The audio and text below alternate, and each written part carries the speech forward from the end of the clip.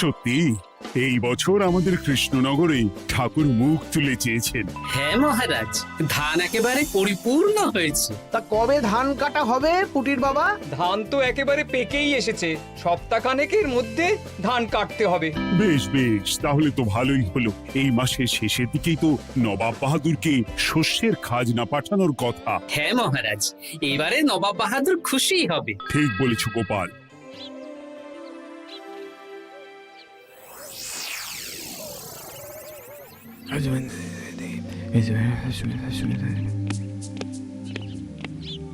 প্রণাম খাম্বাজরাজ। ওই তো কৃষ্ণনগরের মন্ত্রী চলে এসেছে। ও, এর কথাই তুমি বলেছিলে? হ্যাঁ, ওই রাজ্যের সব খবরাখবর আমায় দেয়। ইনি কে? ইনি হলেন জমিদার কেশকান্ত বর্মন, আমার রাজ্যেরই দক্ষিণ পশ্চিম গ্রামের জমিদার, আমার প্রিয় বন্ধু। নামটা বেশ অন্যরকম, কেশকান্ত। আসলে ওদের বংশ পরম্পরায় সকলের উন্নত ঘন কেশ আছে, তাই ওদের পরিবারের সবারও নামে একটা করে কেশ আছে। আমি খাম্বাজ রাজের সৌমিত্র এবং সুপরামর্শদাতা। কিছুদিন আগে আমার মাথায় খুব খুশকি হচ্ছিল, মাথার চুল পাতলা হয়ে আসছিল। কিন্তু আমার পরামর্শে একটা তেল মাখতেই মহারাজের মাথার চুল এখন ঘন হয়ে উঠেছে, আর কোনো সমস্যা নেই। বাবা বাবা, ভালো ভালো ভালো। এবার তাহলে কাজের কথাটা বলে দিন। এবারে তো শুনলাম তোমাদের রাজ্যে অনেক ধান উৎপাদন হয়েছে, তাই স্বাভাবিকভাবে নবাব বাহাদুরের কাছে রাজস্ব অনেক বেশি দেবে, কি তাই তো? হ্যাঁ, এবারে রাজস্ব দানে কৃষ্ণনগরই প্রথম হবে। না, তা হবে না। নবাবের কাছে অত ধান পৌঁছবে না, এমনকি কৃষ্ণচন্দ্রের কাছেই চাষিরা বেশি ধান রাজস্ব দিতে পারবে না। সেটা কি করে হয়? পাকা ধানে মই দিতে হবে। বললাম না, ও আমার সুপরামর্শদাতা। হ্যাঁ, আমার মন্ত্রীকে বাণিজ্যের কাজে বাইরে পাঠিয়েছি কিছুদিন, তাই কেশকান্ত মাঝে মধ্যেই আমার কাছে আসে, গল্প গুজব করে আর সুপরামর্শ দেয়। কিন্তু আমি কি করব? তুমি রাতের অন্ধকারে চাষিদের ধান জমিতে পাকা ধানে মই দিয়ে দাও, এমন ভাবে কাজটা করবে যাতে কাক পক্ষীতেও টের না পায়। আর তাতে আমার লাভ? প্রত্যেক বছর নবাব রাজস্ব দানে বিজয়ীকে 3000 মোহর দেয়, আমি তোমাকে তার থেকে 1000 মোহর উপহার দেব। 1000 মোহর? হ্যাঁ হ্যাঁ, যাও যাও যাও, কাজটা শুরু করে দাও। আচ্ছা।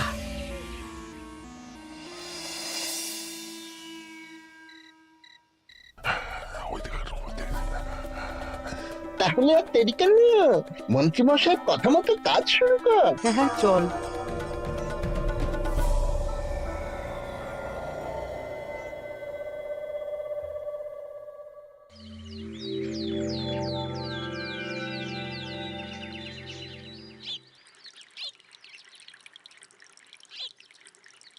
এবারে তো চাষাবাদ বেশ ভালোই হয়েছে। আশা করি নবাব বাহাদুরের কাছ থেকে এবারে আমরাই পুরস্কার পাবো। হ্যাঁ মহারাজ, সারা বাংলায় কৃষ্ণনগরের মতো উৎপাদন এই বছরে কোথাও হয়নি। সর্বনাশ হয়ে গেছে মহারাজ, সর্বনাশ হয়ে গেছে। কি সর্বনাশ হয়েছে গো পুটির বাবা? গতকাল রাতে আমাদের সব জমির পাকা ধানে মই দিয়ে দিয়েছে। সে কি? এবার আমরা কি করব মহারাজ? কাদের কাদের জমিতে হয়েছে এসব? যেই জমিতে তাকাবেন সেই জমিতেই এই কাণ্ড, ধান ঝরে সব মাটিতে পড়ে আছে। এবার আমরা কি করব? হায় হায় হায়, এবার আমাদের রাজ্যের কি হবে? নবাব বাহাদুরকে তো জবাব দিতে পারবো না। বড় বিপদ হয়ে গেল, রাজ্যে গ্রহের প্রকোপ নেমে এলো। ও, আর কদিন পরেই আমার টেকে আসবে 1000 মোহর। ঠিক আছে, তোমরা সবাই এখন বাড়ি যাও। না, আমার মন মেজাজ ভালো নেই।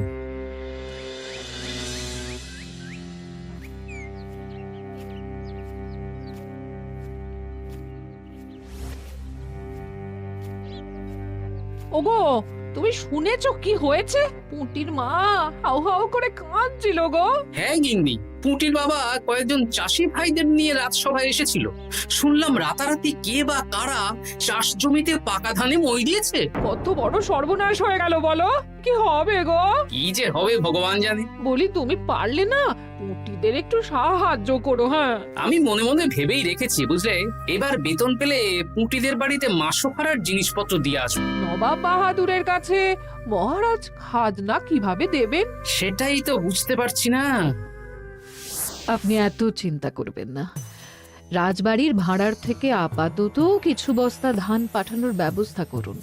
তারপর নবাব বাহাদুরের কাছে গিয়ে বলবেন, আস্তে আস্তে সব দিয়ে দেবেন মহারাজ। তাই করতে হবে, তাছাড়া তো আর অন্য কোনো উপায় দেখতে পাচ্ছি না। কিন্তু এবারে আর আমাদের মান রক্ষা হবে না। দেখি 2-1 দিনের মধ্যেই যতটা সম্ভব ভাড়া থেকে ধান পাঠানোর ব্যবস্থা করব।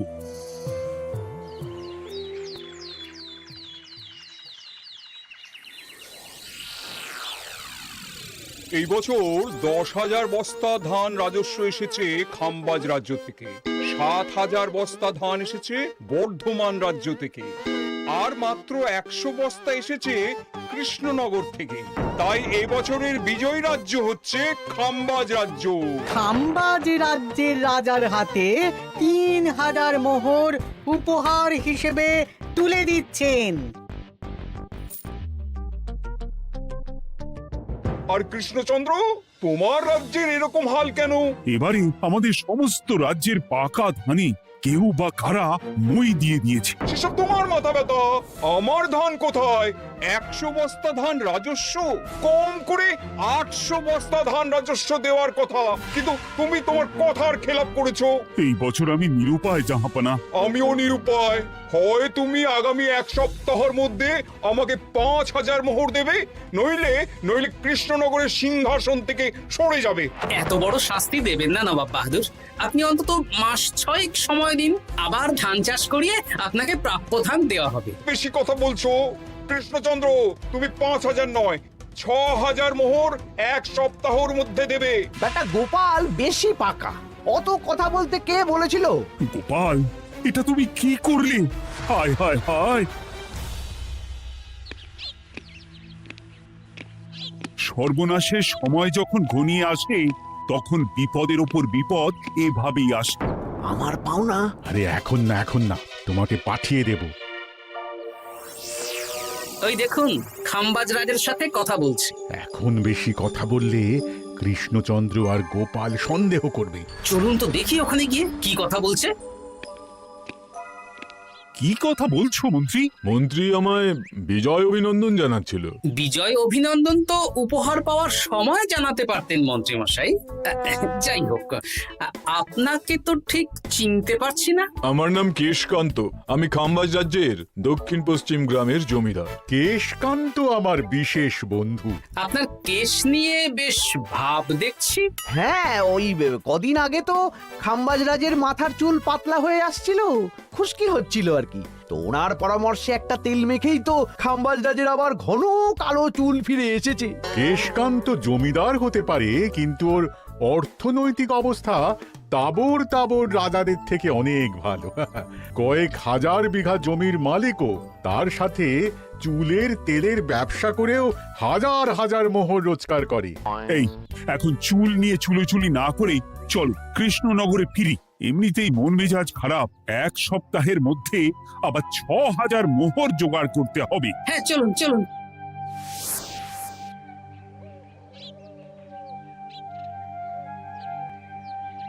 আচ্ছা মন্ত্রীমশাই, আপনি এই কেশকান্ত জমিদারের ব্যাপারে এত কিছু জানলেন কি করে? ওনার সাথে তো আমাদের আজই প্রথম দেখা। হাওয়ায় কত খবরই ভেসে আসে, সেরকম আমার কানেও এসেছিল। এসব বাদ দাও। গোপাল, মন্ত্রী, দুজনেই ভাবনা চিন্তা করো কিভাবে 6,000 মোহর জোগাড় হবে। পাকা ধানে মই পড়লো, এখন আবার এত বড় বোঝা। আমার কাছেও মহারাজ বেশি অর্থ নেই, সব মিলিয়ে মিশিয়ে ওই 150 থেকে 200 মোহর মতো আছে বাড়িতে। যদি বেশি থাকতো আমি আপনাকে নিশ্চয়ই সাহায্য করতাম মহারাজ। তাও করতেন কিনা সন্দেহ। তুমি চুপ করো। মন্ত্রীমশাই ওই লোকটাকে জানলো কি করে? এই লোকটাকে তো আগে দেখারই কথা না। না, ব্যাপারটা নিয়ে ভাবতে হবে। চলুন চলুন।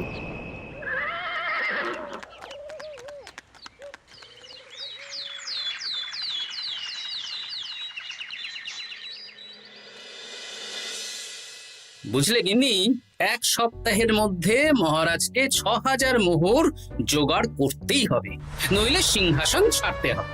এখন কিন্তু আমাদের উচিত মহারাজের পাশে দাঁড়ানো। কিছু ভেবেছো কি? আপাতত আমার বিয়েতে পাওয়া আংটি বন্ধক রাখবো, আর তুমি যদি হ্যাঁ হ্যাঁ, আমার যে দুটো গয়নাগাটি আছে ওগুলো বন্ধক রাখো, পরে আস্তে আস্তে ছাড়িয়ে নেবো খন। দেখি বাকি সভাসদদেরকেও বলবো, যে যতটা পারে, তারপর ভগবানই ভরসা।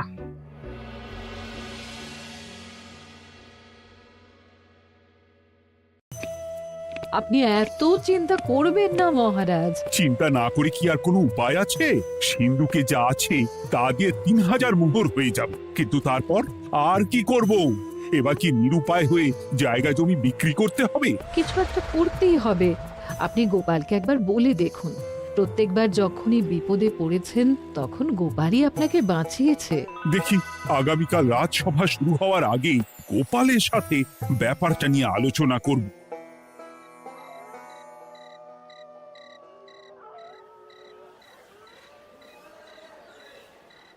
এই যে শ্যাকরা, কি করছো? এই তো, বলুন। শোনো, আমার গিন্নির জন্য একটা হীরের হার বানাতে হবে, ওই 1000 মোহরের মধ্যে। 1000 মোহরে তো হীরের নাক, কান, গলা, হাত, পা সব গয়না, এই সব গয়না হয়ে যাবে মন্ত্রী মশাই। তাহলে বানাও, এই নাও 1000 মোহর। ওরে বাবা, মন্ত্রী মশাই, 1000 মোহর! এই মন্দার বাজারে এত মোহর কোথায় পেলেন? গতকালই তো বললেন আপনার কাছে 150 থেকে 200টা আছে। সে যেখান থেকেই পাই তাতে তোমার কি? না, আমার কিছু না। শ্যাকরা, আমি কয়েকটা গয়না বন্ধক রাখবো। দেখি কি আছে। এই সব মিলিয়ে এতে আমি 15 মোহর দিতে পারবো। বেশ, তাই দাও। আমি আমি ধীরে ধীরে শোধ করে গয়নাগুলো ছাড়িয়ে নেব। হ্যাঁ, মন্ত্রীর ব্যবহারগুলো বেশ সন্দেহজনক লাগছে। দেখি, গুপ্তচরকে কাজে লাগাতে হবে, মন্ত্রীর পিছনে ছায়ার মতো লেলিয়ে দিতে হবে।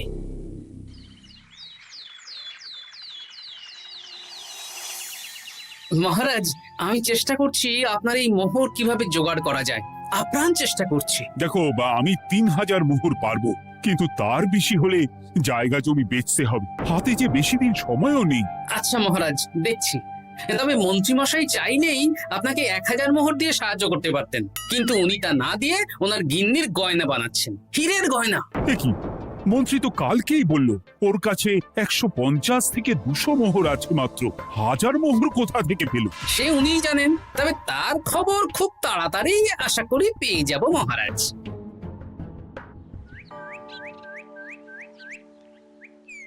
কাজটা একদম ঠিক করলেন না মন্ত্রী মশাই। আপনার কথা শুনে আমরা সবার জমির পাকা ধানে মই দিলাম, কিন্তু আমরা একটা পয়সা পেলাম না। আপনি যে এই কাজ করার জন্যে খাম্বাজ রাজার কাছ থেকে ওই 1000 মোহর উপহার পেলেন, সেটা দিয়ে গিন্নির গয়না বানাতে দিলেন, কিন্তু আমাদের বেলায় লবডঙ্কা। তোদেরকেও দেবো, একটু সবুর কর, আগে গিন্নির মাথাটা ঠান্ডা করি।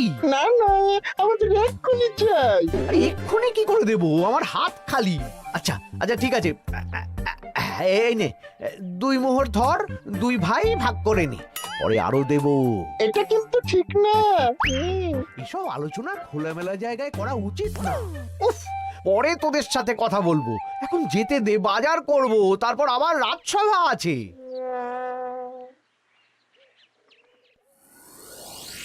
আচ্ছা, এই ব্যাপারটা মহারাজকে আর গোপাল দাদাকে জানাতে হবে।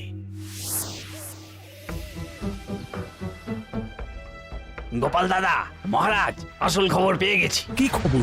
আমি একটু আগে শুনলাম। কাজটা একদম ঠিক করলেন না মন্ত্রী মশাই। আপনার কথা শুনে আমরা সবার জমির পাকা ধানে মই দিলাম, কিন্তু আমরা একটা পয়সা পেলাম না। আরে তোদেরকেও দেবো, একটু সবুর কর। মন্ত্রী, আমি না তোমাকে মেরেই ফেলবো। মহারাজ, মন্ত্রী মশাই এখানে গৌণ, উনি অর্থের লোভে এসব করেছেন, আর ওনাকে দিয়ে করিয়েছেন খাম্বাজ রাজ। হ্যাঁ, যাতে এবারে বিজয়ী হতে পারেন। তাই আপনি এই খবর 5 কান করবেন না মহারাজ।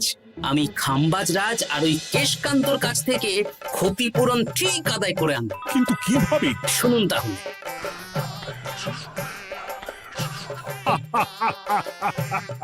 দারুণ বুদ্ধি। তাহলে এখন আসি মহারাজ, কাউকে কিচ্ছু বলার দরকার নেই। আপনি শুধু আগামীকাল সন্ধেবেলা খাম্বাজ রাজের দরবারে চলে আসুন, পারলে নবাব বাহাদুরকেও সঙ্গে করে নিয়ে আসুন। হ্যাঁ,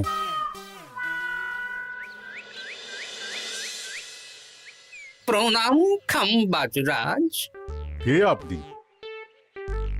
আমি হতাশ রঞ্জন, পশ্চিমে থাকি। কি চাই বলুন? কিছু চাই না, তবে একটা কথা শুনলাম তাই বলতে এলাম। কি কথা? আমি শুনলাম মহারাজ আপনার মাথার চুলগুলো সব নকল।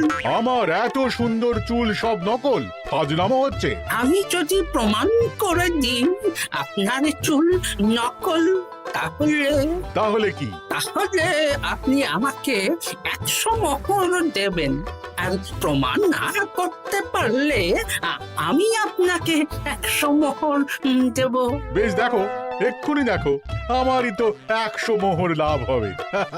এখন না, এখন না, আজ সন্ধেবেলায়। বেশ বেশ, তখনই এসো।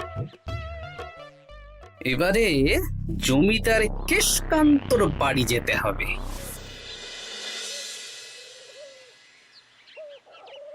জমিদার মশাই বাড়ি আছেন?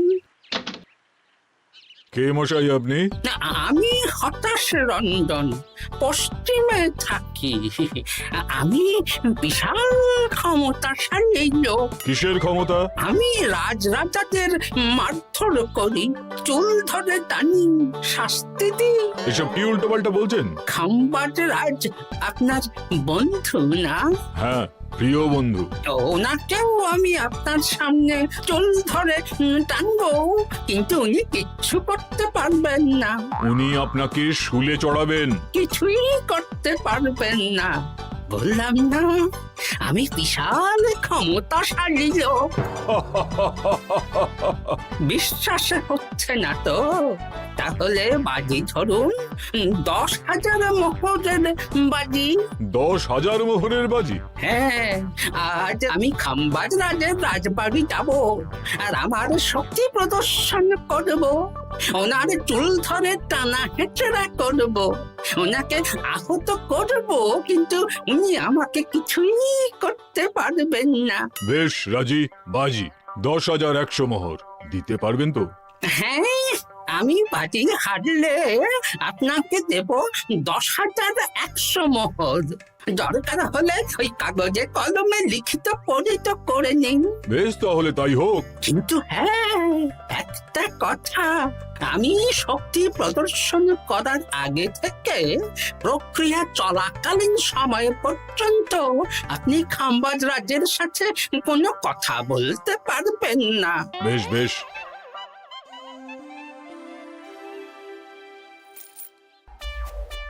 তাহলে শুরু করি? শুরু করো। এবার আমি প্রমাণ করেই ছাড়বো।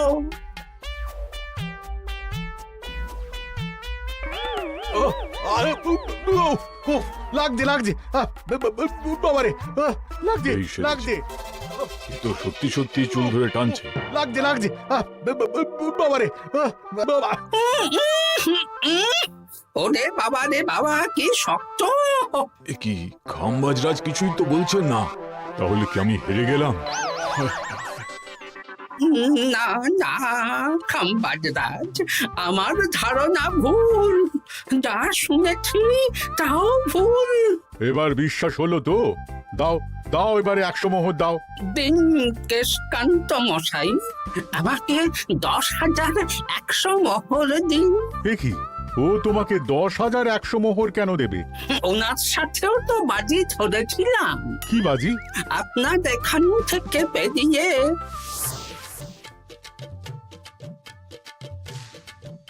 এবারে দিন তো দেখি, সব কাগজ কলমে লেখা আছে।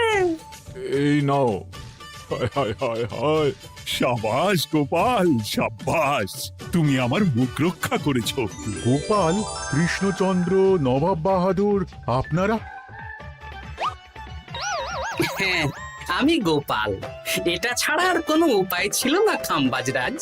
আপনি আমাদের মন্ত্রীর মাথা খেয়ে যে জঘন্য কাজটা করিয়েছেন সেটা তো আর প্রমাণ করতে পারতাম না, তাই ছলে বলে কৌশলে আপনার প্রিয় বন্ধুর কাছ থেকে আদায় করে নিলাম। হ্যাঁ নয়, হ্যাঁ।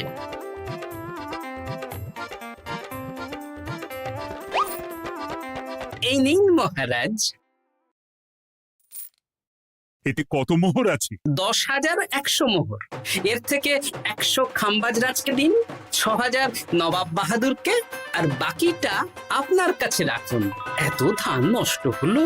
কৃষ্ণচন্দ্র আমাকে সবটা বলেছে, আর ওর মন্ত্রীকেও নিয়ে এসেছি। ধোলাই খেয়েই সব বলে দিয়েছে। এই কে আছো? কৃষ্ণনগরে মন্ত্রীকে নিয়ে এসো।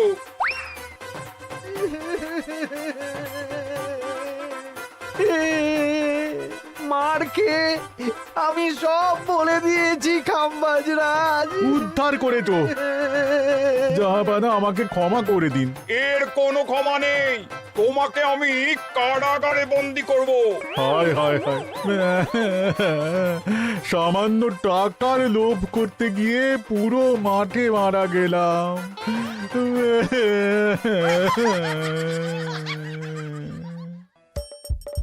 হাসির রাজা, জ্ঞানের রাজা, রসিক রাজা।